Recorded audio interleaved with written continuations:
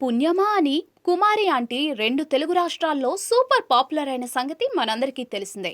ఈ aunty hitech సిటీలో tasty foods చాలా తక్కువ ధరకే అమ్ముతోంది.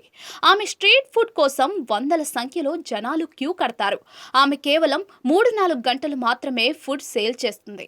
ఆ సమయంలోనే ఆమెకు జనాలు కిటకిటలాడుతూ వ్యాపారం కూడా బాగా సాగుతుంది. లక్షల్లో ఆమె డబ్బు సంపాదిస్తోంది. తెలుగు రాష్ట్రాల్లో సెలబ్రిటీ రేంజ్ లో ఈమె పాపులర్ అయింది. ఒకసారి సైబరాబాద్ పోలీసులు ఆమె స్ట్రీట్ ఫుడ్ స్టాల్ ను మూసివేశారు. అయితే సీఎం రేవంత్ రెడ్డి వెంటనే రంగంలోకి దిగి ఆమెను వ్యాపారం కొనసాగించాలని అధికారులను ఆదేశించారు. అయితే దాని తర్వాత కుమారి ఆంటీ బుధవారం వరకు సీఎం రేవంత్ రెడ్డిని కలవలేదు. చివరకు ఆ రోజు రానే వచ్చింది. అతన్ని కలిసే అవకాశం లభించింది. తన వ్యాపారాన్ని కొనసాగించడంలో సహాయపడినందుకు ఆమె అతనికి కృతజ్ఞతలు తెలిపింది.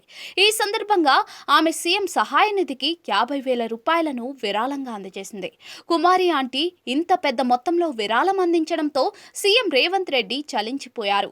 ఆమెను సత్కరించిన ఆయన వీధి ఆహార వ్యాపారులకు రాష్ట్ర ప్రభుత్వం అండగా ఉంటుందని తెలిపారు. కుమారి ఆంటీ సీఎంకు చెక్కు అందజేసి సన్మానిస్తున్న చిత్రం సోషల్ మీడియాలో షేర్ చేయబడింది.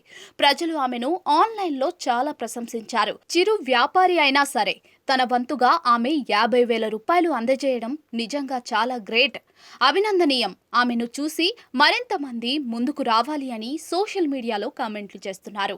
ఇకపోతే ఇంతకు ముందు సినిమా సెలబ్రిటీలలో కోట్లలో డబ్బులు అందజేసే గొప్ప మనసును చాటుకున్నారు. ప్రభాస్ అయితే ఎవరు ఊహించినంత అమౌంట్ ఇచ్చి తన పెద్ద మనసు చాటుకున్నాడు.